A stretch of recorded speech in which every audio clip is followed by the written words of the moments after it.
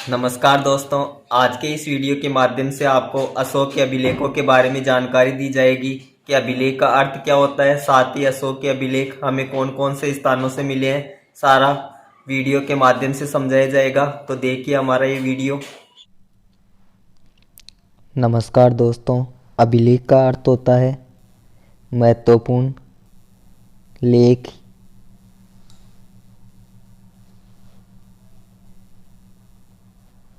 या रचना। महत्वपूर्ण लेख या रचना अभिलेख कहलाता है। अभिलेख पत्थर या ताम्र पट के ऊपर उत्कीर्ण करवाए जाते हैं, जिनको जनता आसानी से देख और पढ़ सकती है और उनका पालन कर सकती है।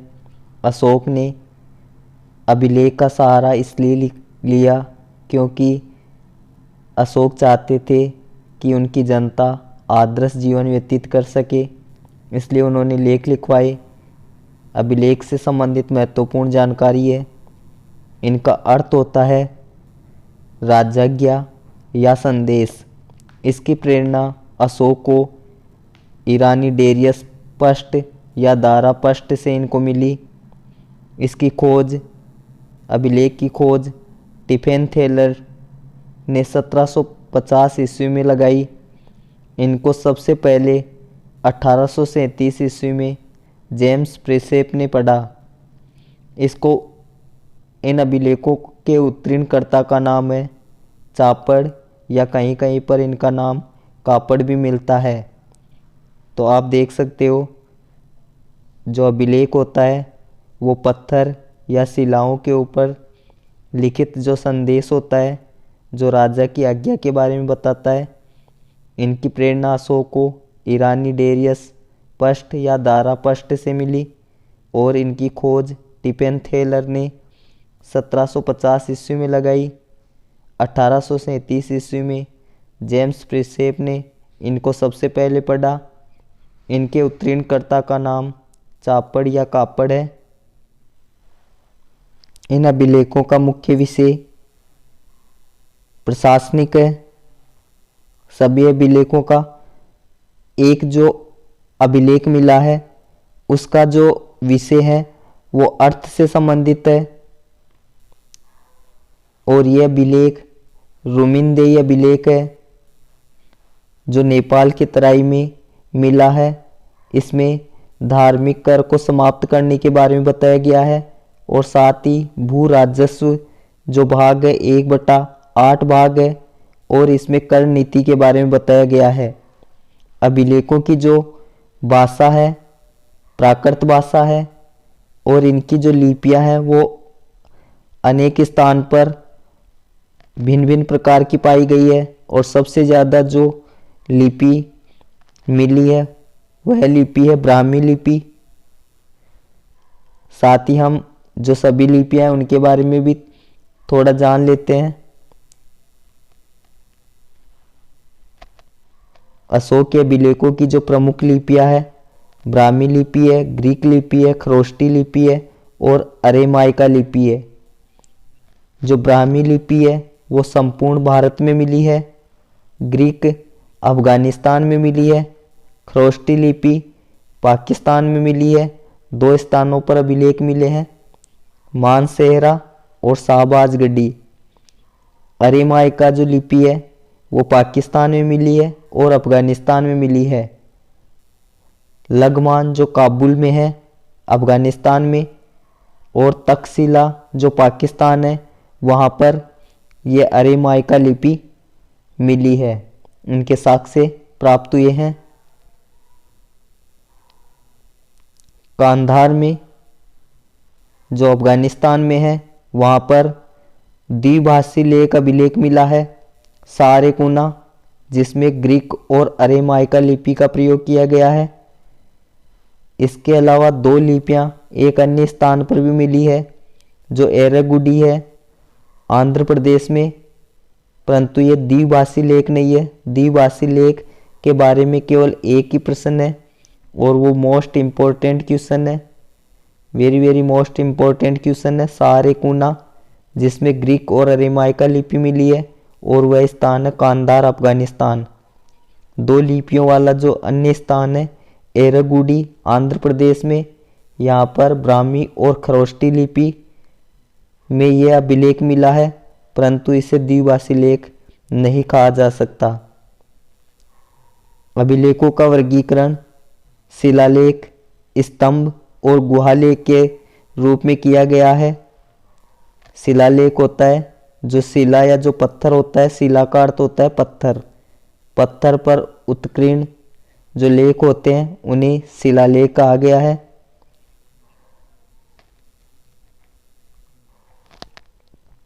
आठ स्थानों पर 14 लेख लिखे हुए मिले हैं।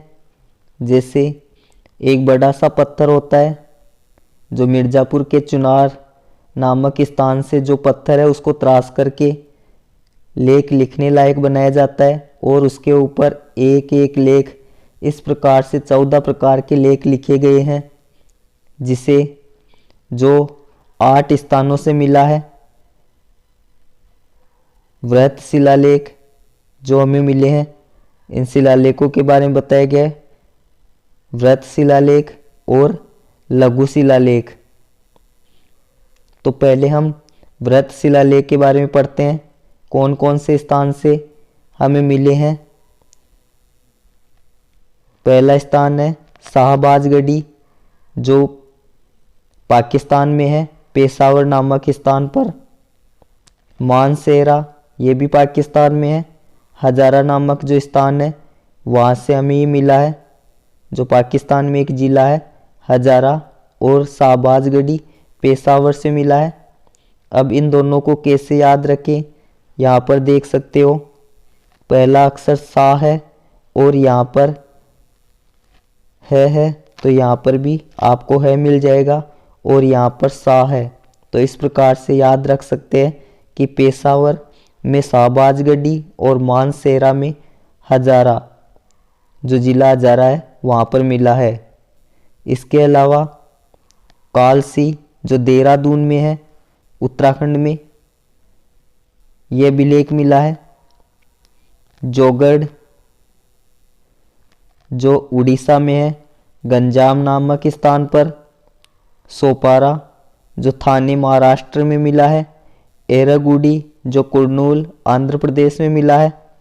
गिरनार जो नाम से ही पता चलता है गुजरात में मिला है, गिरनार की पहाड़ियों पर। धौली जो पूरी उड़ीसा से हमें मिला है।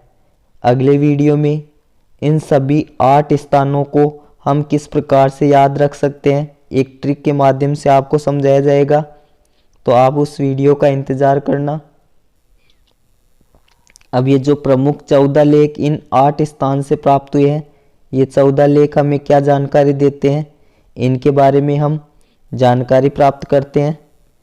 जो प्रथम वृहत शिलालेख है उसमें अशोक के द्वारा क्या अभिलेख लिखे गए हैं, इसमें बताया गया है पशुवध प्रतिबंध यानी अहिंसा के पालन के बारे में बताया गया है कि पहले लोग पशुओं का वध करते थे, तो उस प्रकार की हिंसा को देख करके अशोक ने पशुओं के वध के ऊपर प्रतिबंध लगा दिया। अहिंसा के पालन के बारे में बताया गया क्योंकि वो बौद्ध धर्म से जुड़े हुए थे, और बौद्ध धर्म अहिंसा के मार्ग पर चलने की शिक्षा देता है। इसके साथ ही पशुओं के वध को प्रतिबंध के साथ ही सामाजिक जो उत्सव है उनके ऊपर भी प्रतिबंध लगाया गया सम्राट अशोक के द्वारा। दूसरा जो वृहत शिलालेख है उसके द्वारा जब पशुओं के वध के ऊपर प्रतिबंध लगा दिया तो पशुओं के इलाज के लिए चिकित्सालयों का निर्माण करवाया गया, साथ ही मानवों के चिकित्सालय का निर्माण भी करवाया गया। तो आप इनको अच्छी तरीके से याद रख सकते हो कि सबसे पहले पशुओं के वध के ऊपर प्रतिबंध लगाया गया, सामाजिक उत्सवों के ऊपर प्रतिबंध लगाया गया, तो फिर दूसरे में इन पशुओं के उपचार के बारे में सोचा गया और उनके लिए चिकित्सालयों का निर्माण कराया गया, मानवों के चिकित्सालय का निर्माण करवाया गया। साथ ही जड़ी बूटियों को उगाने की बात की गई, क्योंकि जड़ी बूटियां भी चिकित्सा से संबंधित है। तो यहाँ पर आप चिकित्सा से संबंधित याद रख सकते हैं द्वितीय व्रत शिलालेख में। साथ ही लोक कल्याणकारी कार्य करवाए गए, जैसे कुएं खुदवाना, छायादार वृक्ष लगवाना, ये कार्य भी करवाए गए।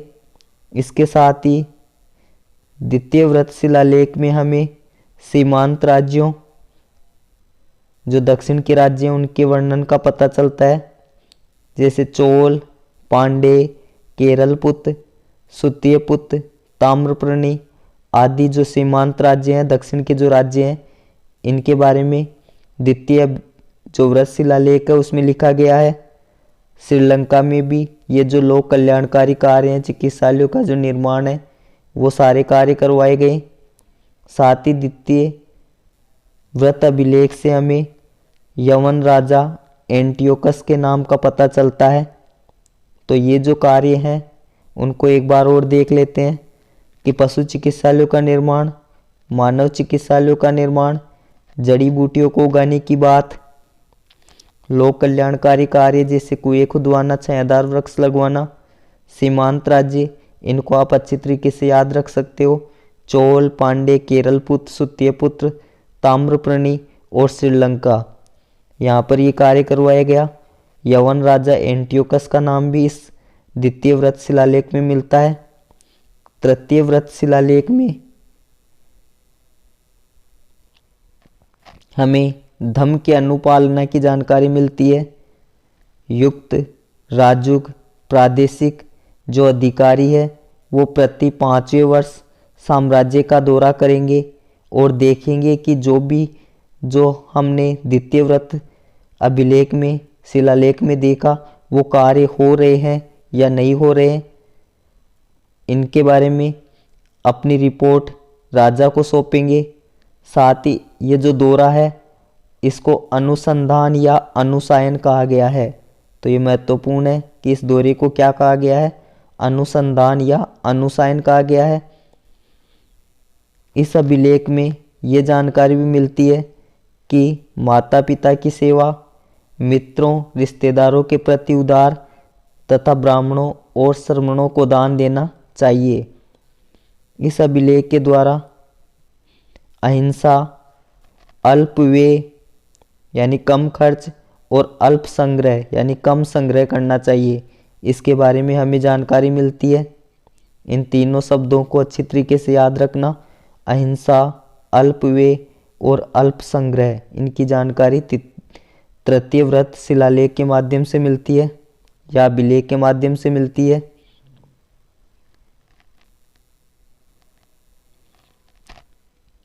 तक्षशिला उज्जैन में प्रति 3 वर्ष में दौरा करेंगे। जहाँ पर 5 वर्ष के बारे में बताया गया है, वहीं पर तक्षशिला और उज्जैन में प्रति 3 वर्ष में ये जो अधिकारी है, युक्त, राजुक और प्रादेशिक, ये प्रति 3 वर्ष में इन दोनों स्थान पर दौरा करेंगे। अगला है चतुर्थ व्रत शिलालेख। इसमें क्या बताया गया है कि जो रणघोष या जो भेरी घोष, कि जब भी कोई युद्ध होता था तो युद्ध शुरू होने से पहले एक नगाड़ा बजता था जिसे रणघोष कहा गया है। उसके स्थान पर अब धम्मघोष कहा गया उसको, कि अब रणघोष नहीं होगा, अब धम्मघोष होगा, यानी बुद्ध से संबंधित है धम्मघोष। धम्म नीति से संबंधित महत्वपूर्ण विचार व्यक्त किए गए हैं तथा ब्राह्मणों एवं श्रमणों के प्रति आदर दिखाया गया है। चतुर्थ व्रत शिलालेख में 5वां व्रत शिलालेख, इसमें हमें अशोक के राज्यारोहण के 13वें वर्ष के बाद धर्म महामात्रों की नियुक्ति के बारे में पता चलता है कि अशोक के राज्यारोहण के 13वें वर्ष के बाद धर्म महामात्रों की नियुक्ति होगी, धर्म की स्थापना एवं प्रचार प्रसार के लिए। साथ ही इस अभिलेख में या इस शिलालेख में भाइयों के परिवार का उल्लेख मिलता है। महत्वपूर्ण बिंदु है ये, इसको अच्छी तरीके से याद रखना, जिसमें यवन, गंधार, कंबोज, रिष्टित, पैतनिक आदि राज्यों का उल्लेख किया गया है। तो ये 5वां वृहत शिलालेख है जिससे हमें यवन, गंधार, कंबोज, रिष्टित, पैतनिक आदि राज्यों के बारे में पता चलता है। साथ ही अशोक के राज्यारोहण के 13वें वर्ष के बाद धर्म महामात्रों की नियुक्ति के बारे में पता चलता है। अगला है, आगे है, धर्म महामात्रों की तुलना मुगल कालीन या औरंगजेब कालीन मुहतसिबों से भी की गई है कि यह धर्म महामात्र मुगल काल में और औरंगजेब के काल में जो मुहतसिब है उनके समान होते थे। 6वां वृहत शिलालेख जिससे हमें प्रतिवेद को धर्म महामात्रों को ये निर्देश दिया गया कि राजा के पास किसी भी समय सूचना प्रेषित कर सकता है। तो ये प्रतिवेद को या धर्म महामात्रों को निर्देश दिया गया है कि राजा के पास किसी भी समय सूचना प्रेषित कर सकता है। आत्म संयम की शिक्षा की बात कही गई है 6वां वृहत शिलालेख में। 7वां वृहत शिलालेख में सभी संप्रदायों के प्रति सहिष्णुता की बात कही गई है। 7वां सा से सहिष्णुता, तो सभी संप्रदायों के प्रति सहिष्णुता की बात 7वां वृहत शिलालेख में कही गई है। धम्म श्रावण संदेश जो धम्म के स्पष्ट स्वरूप का उल्लेख होता है। तीर्थ यात्राओं का वर्णन किया गया है 7वां वृहत शिलालेख में। साथ ही आत्मनियंत्रण, मन की पवित्रता के ऊपर बल दिया गया है। 8वां वृहत शिलालेख में, इस अभिलेख में अशोक द्वारा आखेटन का त्याग व उसके स्थान पर धम्म यात्रा करने की सूचना दी गई है। तो यहाँ पर भी पशुवध के ऊपर प्रतिबंध लगाया गया है। जो आखेटन होता है शिकार, पशुओं के शिकार के ऊपर प्रतिबंध किया गया है और उसके स्थान पर अब आखेटन न होकर के धम्म यात्रा करने की सूचना दी गई है। तो पूरी तरह से अशोक अहिंसा के पालन के ऊपर जोर दे रहे हैं। 9वां वृहत शिलालेख, यहाँ पर सच्ची भेंट व सच्चे शिष्टाचार का उल्लेख है। खर्चीले समारोह की निंदा जैसे जन्म, विवाह समारोह रोकने का उल्लेख है। स्त्रियों के लिए मंगलाचरण के स्थान पर धम्म मंगलाचरण करने का उल्लेख है। तो ये भी एक नोट है, साथ ही ये भी एक नोट है। तो आप इन दोनों को अच्छी तरीके से याद रख सकते हो। सच्ची भेंट व सच्चे शिष्टाचार का उल्लेख है। खर्चीले समारोह की निंदा की गई है। जन्म, विवाह उत्सव इनको रोकने का उल्लेख किया गया है। स्त्रियों के लिए मंगलाचरण के स्थान पर धम्म मंगलाचरण करने का उल्लेख है। 10वां वृहत शिलालेख, धम्म की श्रेष्ठता पर बल दिया गया है। ख्याति गौरव की निंदा की गई है 10वें शिलालेख में। राजा और उसके कर्मचारियों को सदा प्रजा के हित की चिंता करनी चाहिए। ये बातें 10वां वृहत शिलालेख में बताई गई है। 11वां वृहत शिलालेख में धम्म नीति की व्याख्या की गई है। तो ये पूछा जाता है, महत्वपूर्ण है कि धम्म नीति की व्याख्या कहाँ पर की गई है। तो 11वां वृहत शिलालेख में की गई है। दासों, सेवकों, परिचितों, ब्राह्मणों एवं श्रमणों के प्रति उदारता की बात भी इस शिलालेख में कही गई है। दान के स्थान पर धम्म दान का उल्लेख मिलता है इस शिलालेख में। तो ये भी महत्वपूर्ण है कि धम्म दान का उल्लेख कौन से शिलालेख में मिला है, 11वां वृहत शिलालेख में। 12वां वृहत शिलालेख, यहाँ पर धार्मिक सहिष्णुता पर बल दिया गया है। सार में वृद्धि एवं स्त्री महामात्रों की नियुक्ति की बात कही गई है। तो स्त्री महामात्रों की नियुक्ति की बात कौन से अभिलेख में की गई है, 12वां वृहत शिलालेख में की गई है।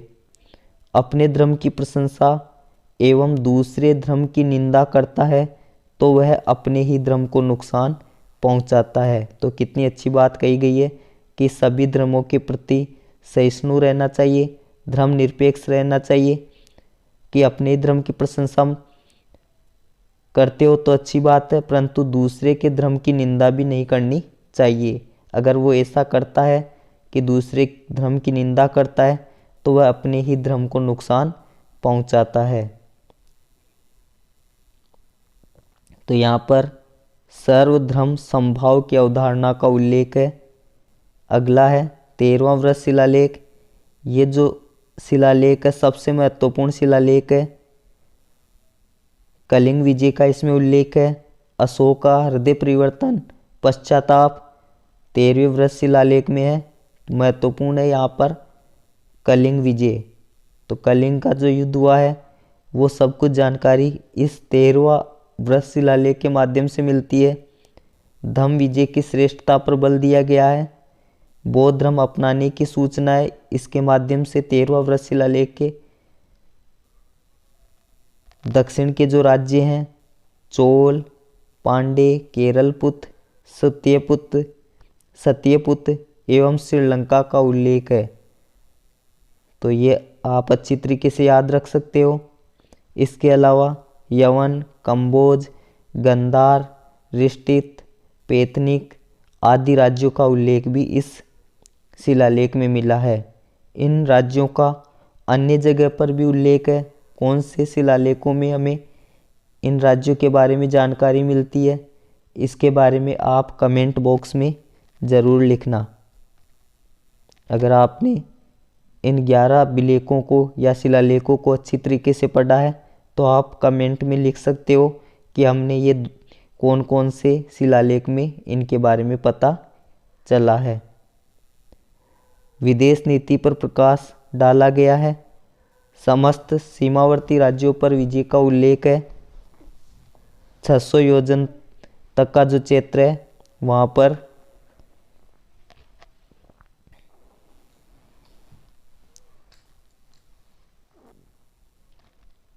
5 यवन राजाओं का उल्लेख भी मिलता है। कौन कौन से हैं 5 यवन राजा? सीरिया में एंटियोकस द्वितीय, मिस्र में टोलमी, मकदूनिया में एंटिगोनस, सिरिन में मगस और एपीरस में अलेक्जेंडर। तो ये 5 यवन राजा है, इनका उल्लेख मिलता है।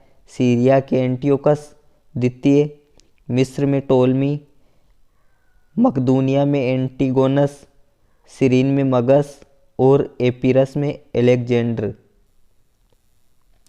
14वां जो व्रत शिलालेख है वो सबसे कम महत्वपूर्ण है और इसके द्वारा हमें अभिलेख लिखवाने का उद्देश्य व सार का पता चलता है और सभी अभिलेखों में लेखक द्वारा की गई गलतियों का जो उल्लेख है वो 14वां व्रत शिलालेख के माध्यम से पता चलता है। इसके अलावा ये महत्वपूर्ण नोट है जो अक्सर परीक्षाओं में पूछा जाता है। धौली जोगढ़ जो शिलालेख है जिसमें 11, 12 और 13 नंबर के जो शिलालेख है उनके स्थान पर 2 पृथक लेख लिखे गए हैं। यानी 11, 12 और 13 जो व्रत शिलालेख है वो इन स्थानों पर नहीं मिले हैं धौली और जोगढ़ में। इनकी जगह 2 पृथक लेख लिखे गए हैं और यहाँ पर क्या जानकारी दी गई है, 2 अलग से लिखे गए जो अभिलेख है इन्हीं को पृथक कलिंग अभिलेख कहा गया है। इनमें लिखा है समस्त प्रजा मेरी संतान है और समस्त मनुष्य मेरी संतान है। तो यहाँ पर ये बातें बताई गई है। 11, 12 और 13 नंबर के अभिलेख या जो शिलालेख है वो धौली और जोगढ़ में नहीं मिले हैं। उनकी जगह पृथक कलिंग अभिलेख के नाम से है समस्त प्रजा मेरी संतान है, समस्त मनुष्य मेरी संतान है। यानी पिता और पुत्र का जो संबंध होता है उस संबंध के बारे में बताया गया है। इसके अलावा महत्वपूर्ण नोट है सन्नति और कंधार जो अभिलेख है वहाँ पर 12 और 13 नंबर के अभिलेख मिलते हैं। एकमात्र सन्नति जो कर्नाटक में है अभिलेख ऐसा अभिलेख है जिसे पृथक कलिंग अभिलेख भी है और 12 और 13 नंबर के अभिलेख भी लिखे हुए भी है। तो ये महत्वपूर्ण नोट है, इनको आप अच्छी तरीके से याद रखना। तो आज के वीडियो में हमने ये सारी बातें बताई है, इनको आप अच्छी तरीके से याद रखना और परीक्षाओं में इन्हीं से संबंधित बार बार प्रश्न पूछे जा रहे हैं। अगर आपकी तैयारी अच्छी है और इन सभी जो नोट हैं उनको अच्छी तरीके से पढ़े हैं तो आप परीक्षाओं में अच्छे अंक प्राप्त कर सकते हैं। बताई गई जानकारी आपको कैसी लगी? अगर आपको ये जानकारी अच्छी लगी तो आप इस चैनल का जो अगला वीडियो है उसको ज़रूर देखना। साथ ही इस अगले वीडियो में इन सभी जो 8 स्थान हैं उनको एक ट्रिक के माध्यम से समझाया जाएगा। साथ ही आप इस चैनल को ज़्यादा से ज़्यादा लाइक, शेयर और सब्सक्राइब ज़रूर करें। थैंक यू, धन्यवाद।